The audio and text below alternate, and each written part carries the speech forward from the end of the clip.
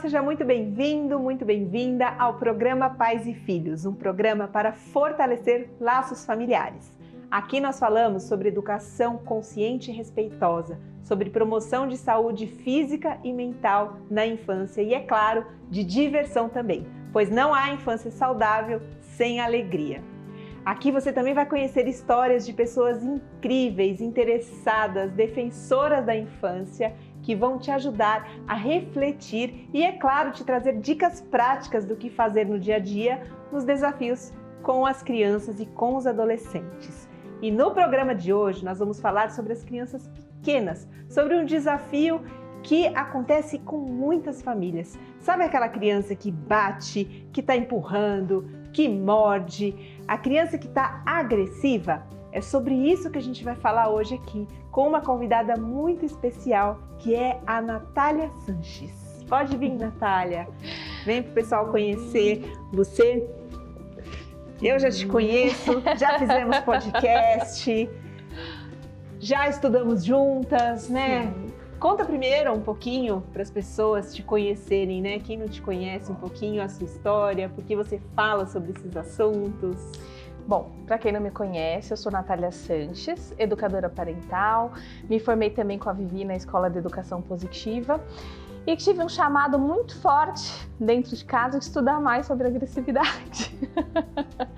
E é por isso que eu fui entender um pouquinho melhor sobre esse tema, entender melhor sobre prevenção de traumas também na infância, para que eu conseguisse lidar com o comportamento da minha própria filha e principalmente o meu. E a sua filha está com quantos anos agora? A Luna tem 2. 2 anos. Tem 2.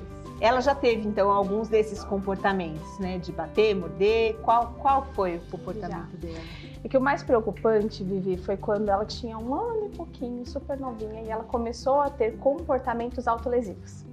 Então ela puxava o cabelo, ela batia a cabeça na parede, ela se mordia. Ela mordia meu seio, claro, enquanto estava amamentando, mas eu percebia que era mais para chamar minha atenção. Então, quando eu estava me desconectando dela, ela me mordia. Mas esses em particulares, eu não entendia. Eu falei, ué, 1 ano e pouco, como assim? Batendo a cabeça na parede, se mordendo, é algo muito grave, me trouxe um alerta muito grande. E aí eu fui buscar informações para compreender melhor. E dentro desse todo o cenário lá em casa, o que eu percebi foi que eu não estava lidando conta da minha raiva, não estava expressando de uma maneira adequada e ela não sentia que tinha espaço para expressar, mas estava funcional comigo e precisava expressar de alguma maneira e começou a ter esse tipo de comportamento. Tá, mas calma que isso já foi para o avançado de como você descobriu como... Vamos lá. Quando ela tinha 1 ano, então, que ela começou a apresentar esses comportamentos, sim, que é uma agressividade que a gente chama de voltada para dentro, exatamente, né? Não é que a criança que bate, empurra, morde, ela tá fazendo contra o outro. Sim. A sua começou a fazer contra si mesma, exatamente, né? Tem criança que se morde, isso, bate a cabeça, enfim. Então ela começou a expressar essa agressividade contra ela. Nessa época você já estudava? Eu já estudava, não sobre agressividade. Eu estava finalizando a formação da educação positiva, quando ela estava com 1 aninho. Então, a gente já tinha um conhecimento, uma base, mas eu não tinha me aprofundado em comportamentos agressivos. E aí, esse sinal de alerta me fez querer buscar mais, para compreender melhor. E aí, é um mergulho, né? Então, a gente começa a olhar todo para o ambiente que a gente tem proporcionado. Eu comecei a olhar muito para dentro de mim e perceber que quando eu sentia raiva, eu engolia. Eu não queria expressar, eu não sabia expressar, né? Isso vem da infância, é claro. Então, tive uma infância onde sentir raiva era feio, principalmente no ambiente da igreja em que eu vivia, né? Então, raiva não é coisa de Deus. E eles tinham esses discursos, né? E aí a gente compreende e internaliza que realmente eu não posso sentir aquilo, eu estou errada por sentir isso, né? Então eu passei a vida inteira engolindo, mas isso no puerpério, a Luna me escancarou essa minha dificuldade. E aí foi quando eu percebi que então vinha de mim. E aí quando eu comecei a buscar caminhos e formas de deixar essa raiva fluir, de expressar de maneira segura essa raiva, foi quando ela parou de se comportar dessa maneira. Foi quando ela compreendeu que ela também tinha espaço para deixar fluir. Olha que legal, você trouxe, né, o cenário pra gente aqui sobre a raiva.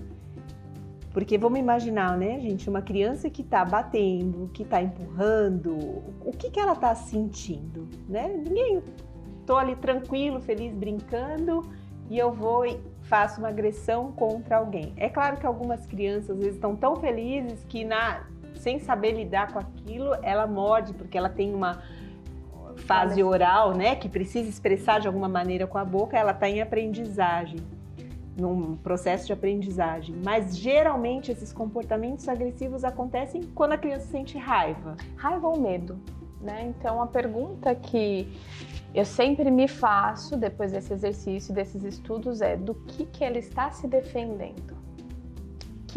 Por que ela está precisando se defender? Porque a agressividade, esses comportamentos de bater, morder, gritar, chutar, nada mais são do que uma resposta do meu corpo de um estado de alerta. Então o meu corpo identificou que existe alguma situação ameaçadora, então ou está ultrapassando um limite meu ou põe em risco a minha segurança. Identificado isso, ele liga um alertinha e aí isso volta em forma de comportamento. Então eu me defendo e aí eu vou bater, eu vou morder, eu vou chutar, vou gritar. Então esse ataque também é uma defesa. É uma defesa. Tem uma família, Natália, que eu atendi há algum tempo, que eles vieram me procurar porque eles já tinham passado por vários profissionais. Era uma criança de 3 anos que começou a bater nos amigos da escola. Uhum. E a escola chamou os pais, preocupada com aquele comportamento da criança, e eles foram procurar inicialmente uma psicóloga. E essa psicóloga falou que esse menino tinha um provável diagnóstico de transtorno do espectro autista. Uhum.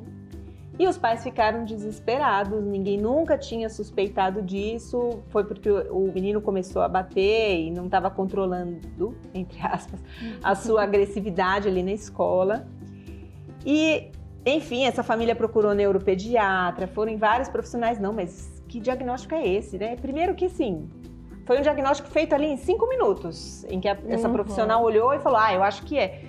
E a gente sabe que um profissional sério não dá um diagnóstico em 5 minutos. Um diagnóstico para uma criança precisa de uma avaliação constante, são vários atendimentos, não é 5 minutos de consulta. E quando essa família me procurou, eu falei, não, calma, vamos entender o contexto. Porque a criança está batendo na escola, mas em casa ela está tranquila, boazinha. Então, será que é o ambiente? E a gente foi olhar para tudo. Como começou? O que aconteceu antes? O que virou uma chavinha que a criança começou a se comportar assim? E aí eles se lembraram que teve um familiar doente, os pais preocupados com esse familiar doente, pararam de dar atenção, ninguém mais brincava, ninguém mais olhava para essa criança.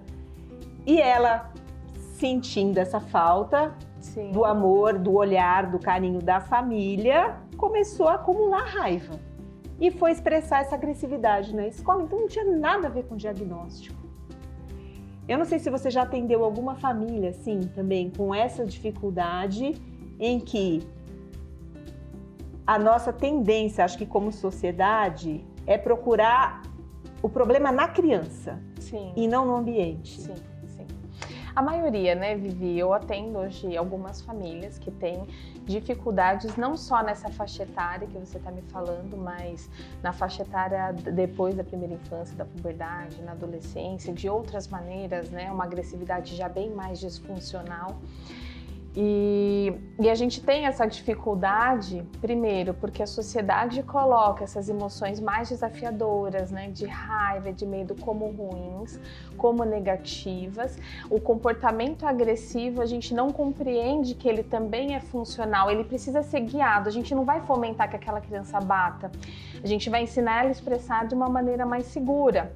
Mas eu preciso compreender que aquilo é necessário, aquela expressão, e o que está por trás daquela expressão. Agora, é mais fácil o quê? É mais fácil eu culpar a criança, é mais simples, né? Porque olhar para dentro de nós e reconhecer que nós estamos proporcionando um ambiente muito caótico, muito disfuncional, é difícil. É dolorido tomar para si essa responsabilidade. Então, se tornou mais comum a gente culpar a criança. E aí, aquela, né, que está tendo comportamento agressivo, a gente vai rotulando, vai colocando de lado, vai separando das outras crianças, e isso vai piorando ainda mais a situação. Usando esse exemplo que você deu, então o que foi uma ameaça para ele? Do que ele estava se defendendo? Da falta de vínculo. Era disso que ele estava se defendendo. E aí eu vou lá e isolo mais ainda essa criança, então eu estou afastando mais ela dos vínculos. Ao invés de melhorar aquele ambiente para o comportamento cessar, eu estou piorando. E eu estou, né, colocando mais lenha na fogueira. Não, e nesse caso foi nítido, porque com pequenas orientações ali para essa família, não, então vamos separar um tempo para dar essa atenção, esse olhar mais cuidadoso, o tempo de qualidade, de presença, ao invés de focar em corrigir. Porque Sim. O foco da família nesse momento, é claro, eu entendo, a gente sente muita angústia, né? Ai, meu filho tá batendo nos outros, eu fico preocupada, com medo desse julgamento e com medo também do meu filho se tornar Sim. essa pessoa que não Sim. respeita os outros, que acha que bater resolve. E a mãe me falava isso, mas ninguém bate nele em casa e ele tá batendo. A gente não ensinou isso. E às vezes a gente não ensina mesmo, mas é porque a raiva vem com esse movimento que precisa pôr pra fora de algum jeito. Esse movimento da ação, né? Pra mim, por exemplo, eu fui descobrir que não adianta fazer exercício de respiração, de meditação pra me acalmar. No momento da raiva eu não consigo, eu preciso ir pra ação. Então eu realmente preciso colocar aquele movimento para que ela se dissipe. E as crianças também, porque imagina assim, o meu corpo está me pedindo para eu me defender, para eu ir lá para ação. E aí vem alguém e começa a cercear esse movimento. Então não pode bater, não pode morder. Isso não vai funcionar porque não está ensinando a habilidade que a criança precisa aprender. Só está dizendo que ela é inadequada porque ela sente aquilo lá. Essa comunicação que a gente traz implicitamente, inconscientemente. E eu sei que não é por mal que a gente faz isso, porque a gente aprendeu dessa maneira. Mas não resolve. Porque é a mesma coisa se eu falasse para você agora, olha, Vivi, não pensa no elefante rosa. Automaticamente você ia pensar no elefante rosa. A mesma coisa para a criança. Então, o que é indicado é realmente a gente ter esse olhar de compreender o momento antes. Você falou muito bem, então o que estava acontecendo antes para ela se defender?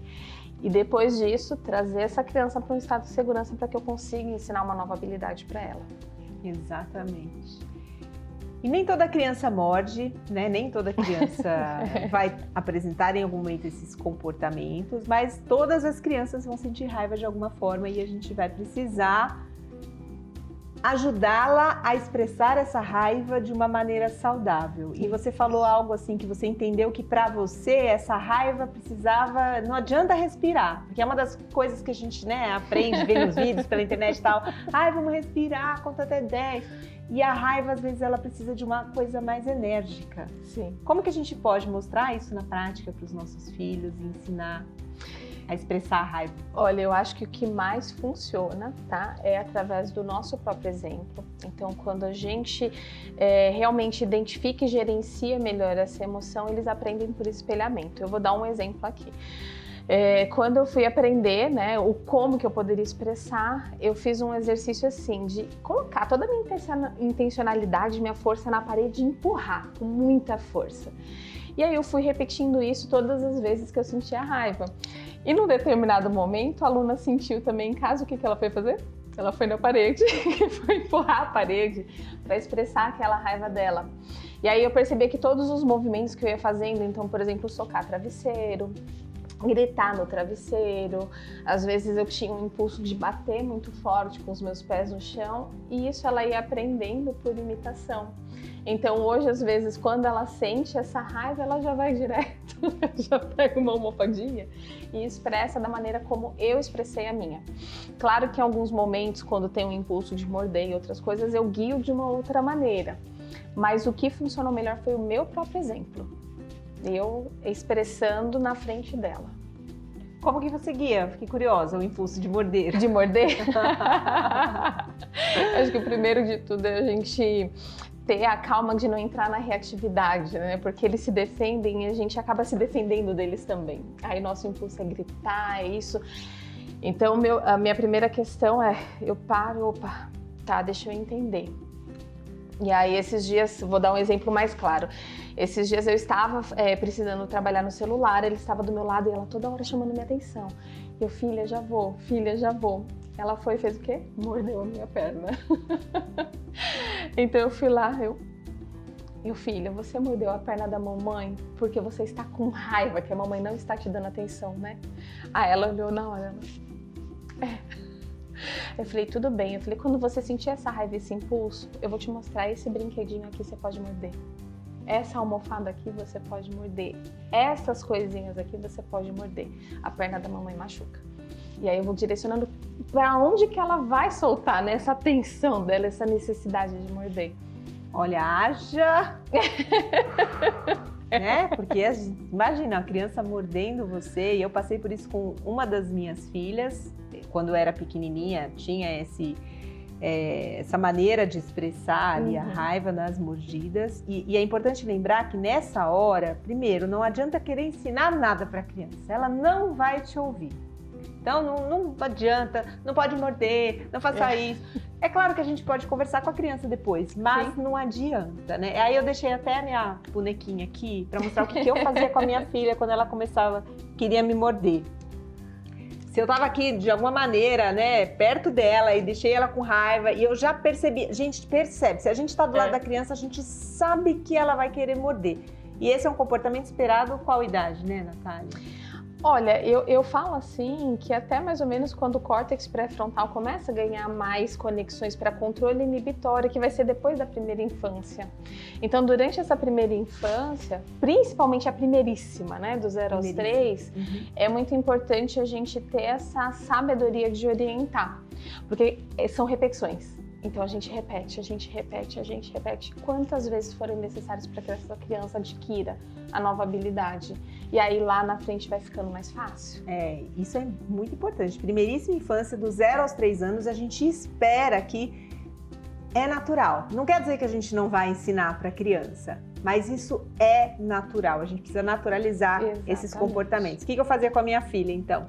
Quando ela tinha por volta de 1 ano, era muito bebezinha ainda, eu virava ela assim, ela, né, com esse impulso de morder, eu segurava ela dessa maneira para que ela não me machucasse. E em casa, na maioria das vezes acontecia em casa, né? Eu pegava uma toalha e eu só repetia assim, poucas palavras. Na mamãe não, pode morder aqui. Na mamãe não, morde aqui. Mamãe não, morde aqui. Sabe, como uma repetição, um mantra. Agora não adianta eu vir com a palestrinha. Que é o que a gente quer fazer, né? Não pode, porque não sei o quê, e a boca é pra beijar. Não vai adiantar. Porque o cérebro tá sequestrado nessa hora, né? Tá no calor da emoção e não vai te ouvir. E você falou do beijar, né? Imagina assim, né? Eu estou morrendo de raiva, eu tô querendo morder, alguém me fala que é pra fazer carinho, pra beijar. Como assim? Exato, eu lembrei disso, porque na escola delas eles trabalhavam muito com essa história, né? De que a boca é pra comer, a boca é pra beijar, a boca não é pra morder.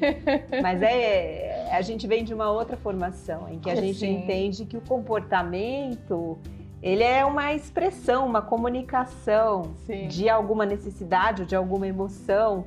Então, se a gente fica tentando só interromper o comportamento, a gente está assim, no raso do problema, a gente não está entendendo a fundo o que está por trás. O que essa criança quer me dizer com esse comportamento? O que ela está sentindo? Sim. E aí a gente não resolve, fica Não lá resolve. falando, me desgastando, aí eu entro no lugar, né? Ai, meu filho nunca me escuta, eu falo com as paredes, né? Mas não escuta e você escuta ele. Porque, né, a partir do momento que a gente entende que esse comportamento é uma comunicação, eu também preciso ouvir atentamente esse comportamento, né? Olhar com olhos de quem quer ver. Escutar além dos ouvidos, né? Tentar entender o que está acontecendo. Bom, Natália, eu queria te perguntar mais uma coisa, assim. Então, primeiríssima infância, a gente entende que é um comportamento natural. Sim. Mas em que ponto eu devo me preocupar? Vivi, olha, eu falo assim, eu tenho hoje pra mim que na verdade a gente tem que se preocupar desde a primeiríssima infância em buscar ajuda. Como a gente vem de uma educação muito repressora e a gente não aprendeu essas habilidades, a gente não tem registrado isso no nosso corpo, eu penso que é a primeira dificuldade em lidar com isso, eu já busco uma ajuda para eu conseguir orientar essa criança desde cedo.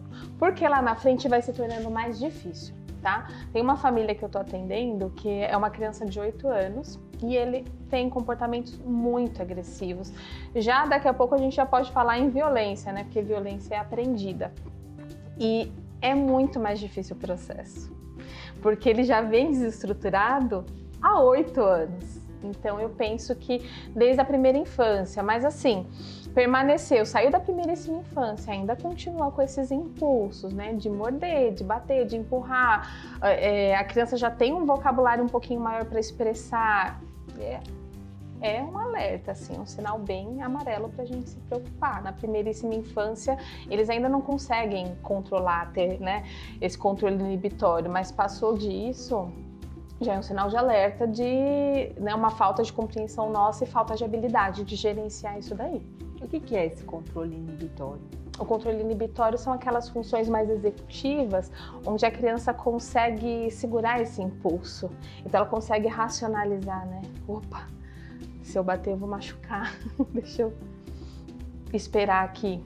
Mas tem adultos que não têm esse controle inibitório, então? Claro que não, né, Vivi?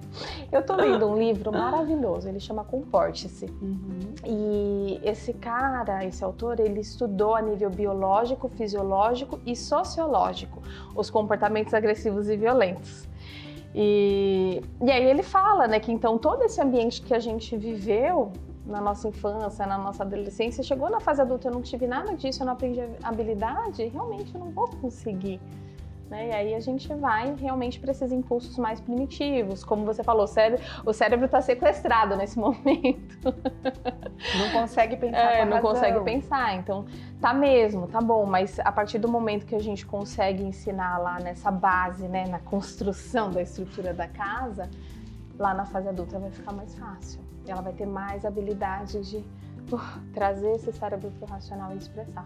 Como que a gente orienta uma criança que está batendo e empurrando? Eu penso que é o mesmo movimento, tá, Vivi? Você vai direcionar onde ele pode bater e onde ele pode empurrar. Então, vai ser na parede. Eu tenho que estudar muito bem o meu ambiente, deixar aquele ambiente preparado, né? Vai ser na parede que eu vou direcionar, vai ser no sofá, vai ser na cama. Então, eu penso, analiso e vou repetindo com a criança onde ela pode expressar, porque é difícil, como eu falei, você querer controlar, a criança tá com impulso, né, de querer bater. Claro que assim, eu sempre pontuo as 3 regrinhas, então eu não posso machucar o outro, não posso me machucar e não posso machucar o ambiente. Se eu estou dentro disso daqui, então o sofá, eu não vou machucar se eu bater o sofá, e não vou me machucar também, então eu posso bater lá. De repente, sei lá, tem gente que às vezes, né, tem até saco de boxe na casa. A sua já te bateu? Sua filha? Não, bater não, ela é do morder. Ela é muito do morder. Bater, ela não tem muito esse impulso. Mas o morder e o empurrar, sim. E o gritar. Gritar para se expressar, né? É porque muitas vezes a gente olha o que o senso comum vai dizer. Que falta limite para essa criança. Sim. Que está batendo, que está empurrando, malcriação, falta de educação dos pais.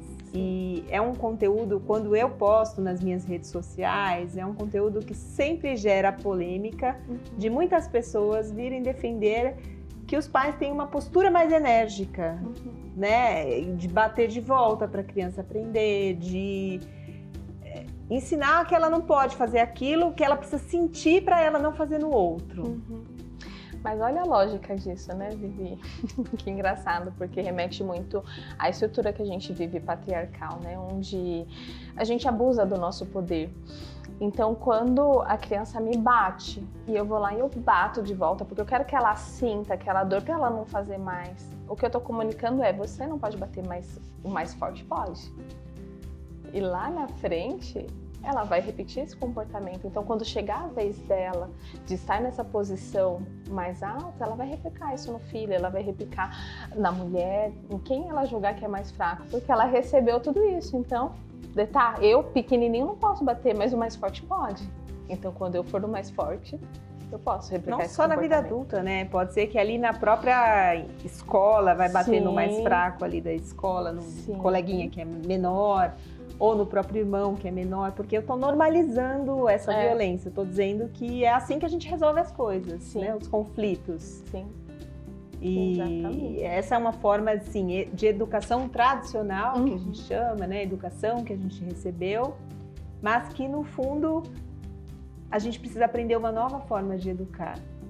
E começa, acho que por esse caminho, compreendendo o que está por trás desse bater, desse empurrar, que são as emoções das crianças. E até como a gente consegue, né? Quando a gente vai identificando esses motivos, a gente também consegue evitar de alguma maneira.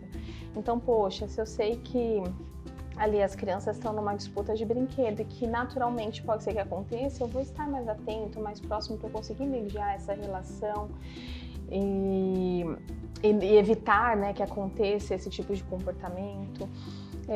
Se eu sei que é a desconexão, então eu vou buscar me conectar mais com essa criança para eu evitar que ela precise entrar nesse modo de alerta e se comunicar dessa maneira. Então a pergunta-chave de tudo é isso: o que está acontecendo antes, né? Do que ela está se defendendo? Sabendo disso e se conhecendo, a gente consegue melhorar, nossa, muito do caminho, muito mesmo. Muito bom, Natália. A gente tem mais coisas para falar, mas a gente vai fazer uma pausa para um cafezinho, vamos para um breve intervalo e na volta a gente vai fazer uma brincadeira aqui com a Natália e vamos para as perguntas que vocês nos enviaram.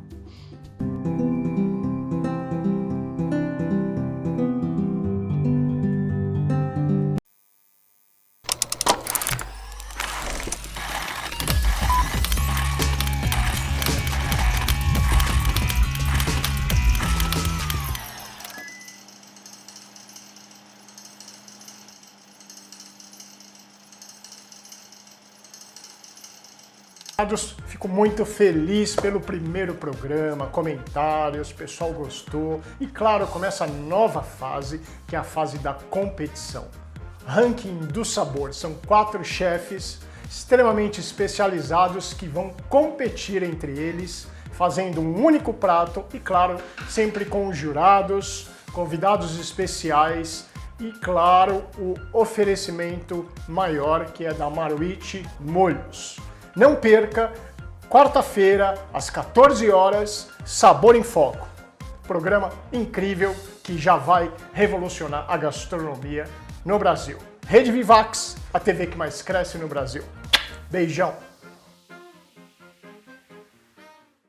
Olá, tudo bem? Aqui é o Flávio Júnior do programa Bem Melhor. Tem um convite muito especial para você. Todas as quintas-feiras, às 8h30 da noite, Bem Melhor com Flávio Júnior. O seu programa de viagens, gastronomia e bem-estar, agora aqui na telinha da Vivax TV. As melhores receitas do Brasil e do mundo, aqui no programa Bem Melhor. Então temos um encontro marcado, todas as quintas, às 8h30 da noite, na Vivax TV. Eu espero por você.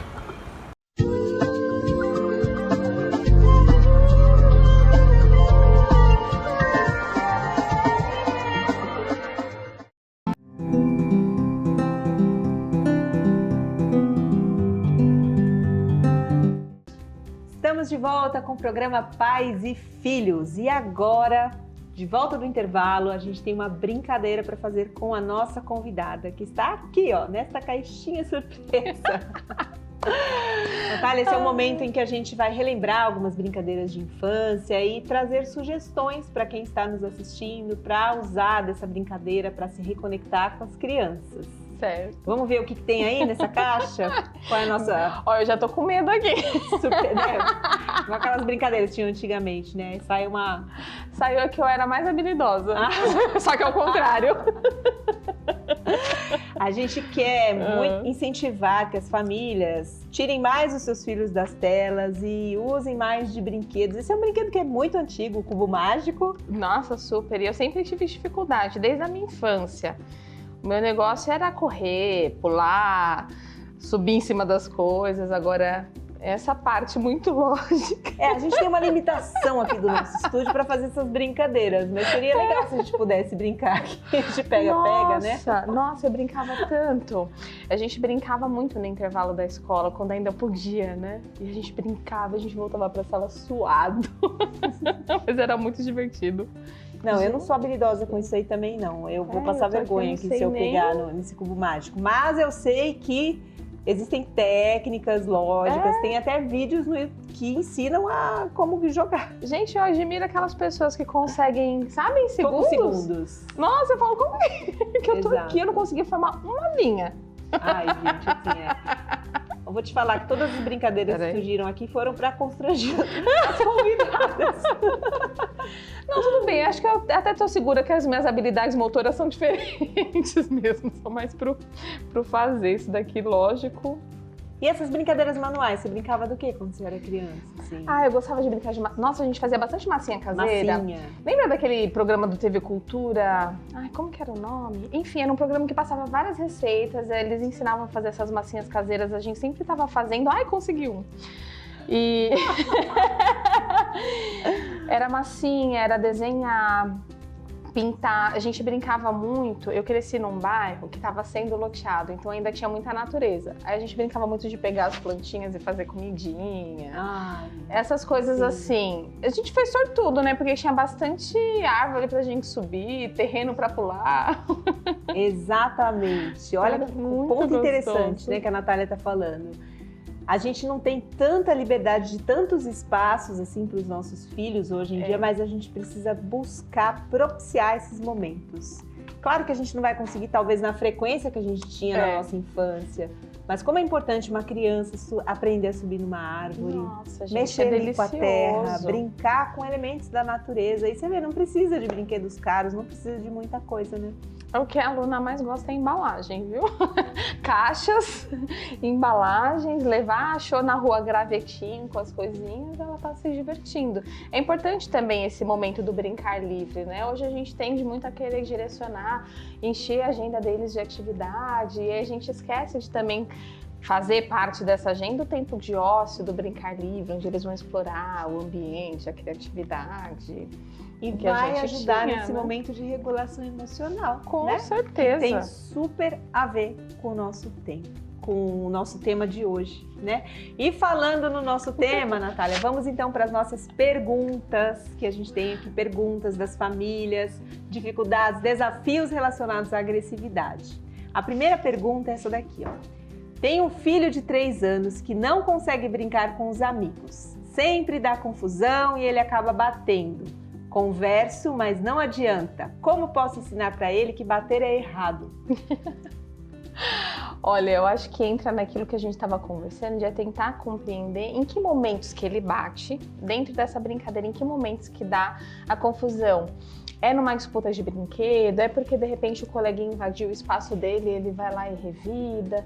Respondendo essa pergunta, eu consigo nomear para essa criança. Então, olha, filho, vamos usar o exemplo da disputa de brinquedo. Você bateu no coleguinha porque ele pegou o seu brinquedo e você não queria? Vai responder, sim, não, certo. Bater não é legal, da próxima vez você usa as palavras. Esse brinquedo é meu.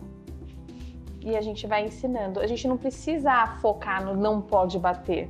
Naturalmente, quando a gente vai focando nas ações positivas, eles vão compreendendo que o bater machuca e que essa não é uma expressão legal.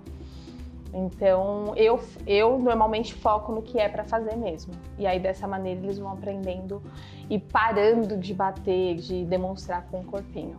Mas você me falou, mas me veio muita imagem das minhas filhas fazendo esse mesmo comportamento, as irmãs brigando. É só um cuidado, assim, que não quer dizer que a gente falou, ensinou, mostrou de um jeito respeitoso, que a criança vai dar conta de fazer aquilo, gente. Porque a criança pequena, o cérebro dela é imaturo. Então, por mais que ela aprenda, ela vai vir para você e falar: ai, mamãe, eu sabia que não podia bater.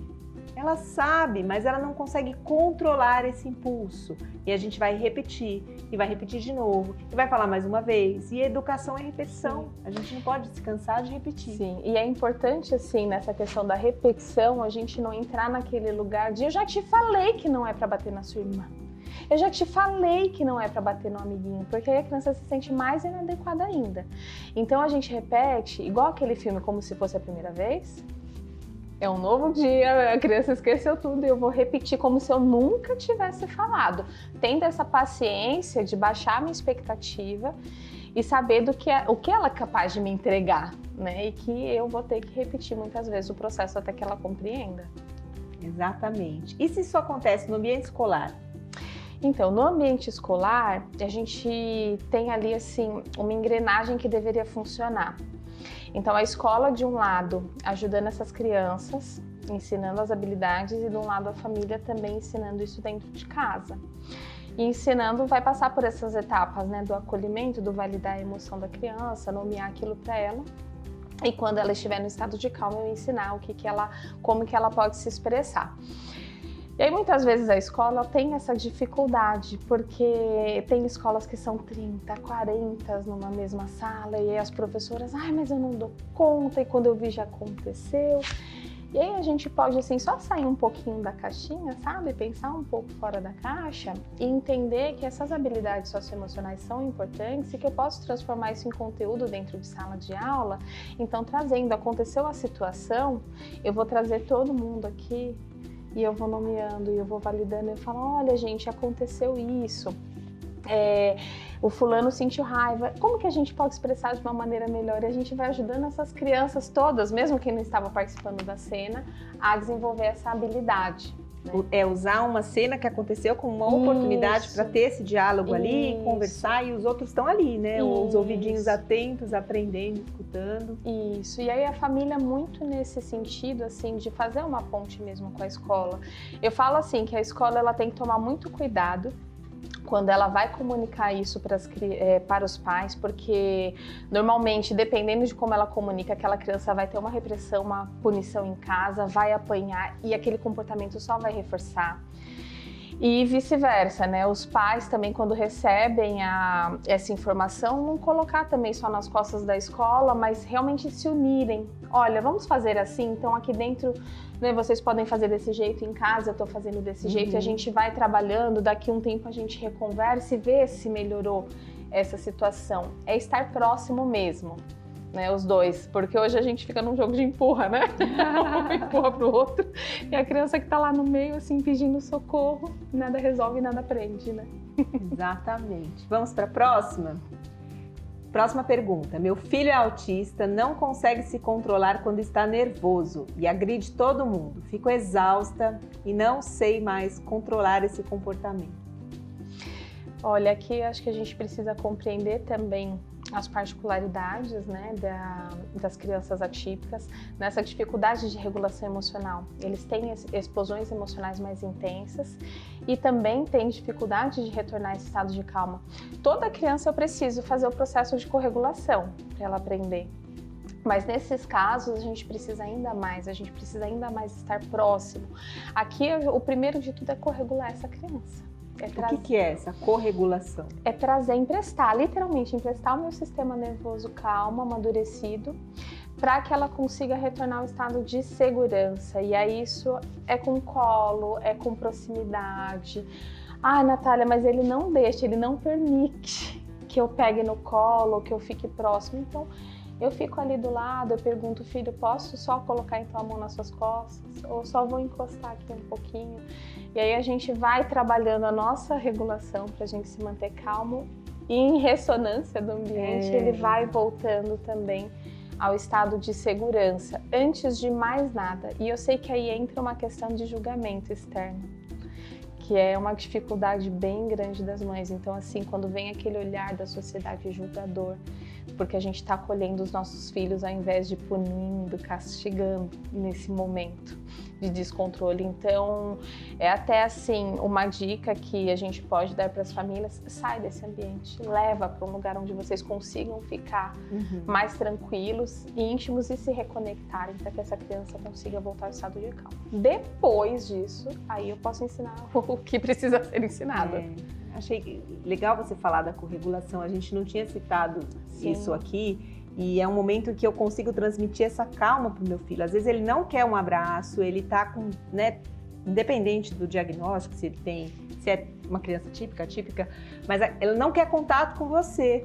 Ainda assim, você consegue transmitir a sua calma no seu tom de voz, no seu olhar, na sua comunicação não verbal, para aquela criança ir se espelhando em como está o seu sistema nervoso, né? Acho que é isso que você trouxe, assim, para a gente trazer bem mastigadinho assim para as famílias, sabe? Sim. O que você pode fazer se seu filho não quer um abraço? Tô aqui, filho, tá tudo bem. Você vai conversando. Eu sei que você tá com raiva e não criar essa sua expectativa, assim, eu tô fazendo tudo certo e ele não tá me atendendo, porque por trás dessa pergunta, né, eu não consigo controlar, a gente não controla o comportamento de ninguém, né, Natália? Não. A gente precisa aprender a deixar realmente fluir e ter espaço para isso, porque de maneira contrária o nosso corpo vai adoecendo lá na frente, né? O que acontece hoje. Então, a gente falando de uma agressividade disfuncional, lá na adolescência se volta em comportamentos autolesivos, pensamentos suicidas, doenças autoimunes, ansiedade, depressão. Tudo isso vai acarretando, né, quando a gente não tem espaço para essa fluidez. E o que você falou é muito importante, de não ter aquela expectativa assim: olha, eu já tô calma, tô aqui, já faz 30 minutos e não passou. Às vezes vai demorar mais. E tá tudo bem demorar mais, né? A gente vai ter que respeitar o tempo do outro também, que não é o mesmo que o nosso. E nem entre as crianças, mesmo que fossem gêmeos, os tempos seriam diferentes. Sim, depende o tempo também da maturidade do cérebro, Sim, né? Às vezes a criança menor, ela vai demorar mais tempo para se autorregular, para se acalmar. Vamos para a última. Minha filha é muito boazinha, não costuma bater, mas sempre apanha das outras crianças na escola. Ensino a revidar? Ai, gente, a criança boazinha sofre, viu? Você foi a criança boazinha? Não, eu batia. Eu batia. Mas eu falo assim que a criança boazinha, o que complica pra gente é que ela também sente raiva, ela também sente medo, mas ela não aprendeu a expressar de uma maneira saudável e acaba não dando nem oportunidade da gente ajudá-la nesse movimento, porque ela só vai internalizando. Mas voltando a essa pergunta, eu não ensino nem a se defender, eu ensino a correr para o adulto de segurança. Então, assim, percebeu que o amiguinho tá agitado e vai para cima de você, corre. Quem que é o adulto de segurança naquela ocasião? É a professora? É a mãe do colega que está responsável pela brincadeira no parquinho? Sou eu? Enfim, sempre nomeie quem que é o adulto de segurança naquela situação e vai ensinando. Olha, percebeu que o amiguinho vai fazer isso? Corre, foge, vai buscar ajuda com o adulto de segurança. Isso é importante, gente. Nenhuma criança tem a responsabilidade de cuidar de si sozinha, não. Somos nós, adultos, que precisamos oferecer essa segurança, esse espaço para as crianças. Sim. E nessa questão, assim, quando a gente às vezes ensina, então vai se defender, pode ser que seja uma criança muito maior e ela não vai conseguir nem se defender e vai continuar apanhando, ou até sai, né, desse estado, me defendi, apanhei mesmo assim e vou revidando também, entra nesse movimento que não para nunca. Eu e minha irmã era assim. Gente, era quase um ringue de luta livre lá em casa. E a gente, assim, faltava tanta orientação que nós mesmos tínhamos as nossas regras de combate. E isso, assim, é ruim também, né? Porque deixa marcas. Então, o mais indicado é realmente ensinar essa criança a habilidade de fugir e buscar alguém que possa trazer essa segurança para ela, para que ela não apanhe. Buscar ajuda, né? Ensinar nossos filhos a buscar ajuda sempre. Isso. Perfeito, Natália. Olha, foi um prazer. Nosso papo poderia até se estender, né? Mas a gente está chegando ao final do programa. Queria que você deixasse uma mensagem para quem está assistindo a gente, para quem está enfrentando esses desafios, para ter essa esperança que as coisas vão melhorar, mas a gente também precisa se mexer para que elas melhorem. Com certeza. Né? Se eu puder deixar uma mensagem, é realmente a gente começar a compreender o que é a agressividade, o que está por trás dela, que ela é natural, que ela é esperada e que ela é funcional. E aí a gente começa a olhar para dentro de nós, para as nossas expressões, para o ambiente que a gente proporciona para essa criança. Porque é dessa maneira que a gente vai melhorando esses comportamentos, baixando as nossas expectativas e olhando para essa criança como, né, um pedido de ajuda, um pedido de socorro, e que eu muito atentamente vou responder e vou ajudá-la nesse processo. Ah, que lindo! E se você está com desafios maiores, busque ajuda também profissional, porque a gente, né, não nasceu sabendo educar, não nasceu sabendo uma forma respeitosa de ensinar os nossos filhos, então a gente precisa de informação. Continue assistindo os nossos programas, mas não só isso, né? Consuma os nossos conteúdos. Natália, conta também pra gente aonde que as pessoas podem te encontrar nas redes sociais. Certo, vocês podem me encontrar no Instagram Mãe no Mundo da Luna e também no YouTube, no Spotify, no podcast Entre Mães. A gente também trabalha esses temas voltados para a maternidade e para todos esses desafios. E é um espaço, né, de acolhimento. Com certeza, somos mamíferos, né, Vivi? A gente precisa um do outro. Sem dúvida. Bom, gente, obrigada por terem ficado conosco nesse episódio. Continue nos acompanhando, que sempre vai ter um tema que vai te ajudar nesses desafios diários e também te ajudar a fortalecer os laços com a sua família. Um beijo!